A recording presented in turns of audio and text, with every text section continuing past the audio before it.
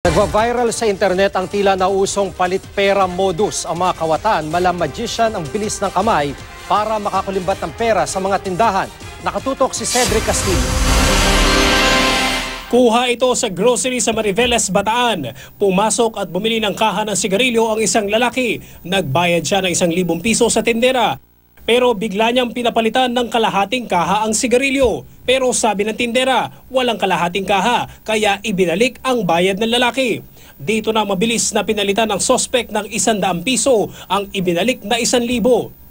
Sabay reklamong mali ang ibinigay sa kanya, pero ang tindera umalma at tinawag naman loloko ang sospek na agad ding umalis.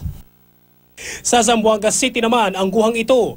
Nagkunwaring namimili ang lalaki sa tindahan ng karne at nag-abot ng 1,000 piso. Pero ang sospek, ibinalik ang binili at hiningi ang perang pinambayad. Nang makuha, mabilis niya itong pinalitan ng 100 piso at nagreklamong mali ang ibinigay sa kanya.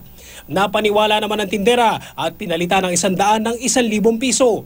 Mabibilis ang kamay ng mga sangkot sa palit pera modus. Kaya paalala ng mga nagtitinda, maging alisto para hindi mabiktima. Cedric Castillo, Nakatutok, 24 Oras.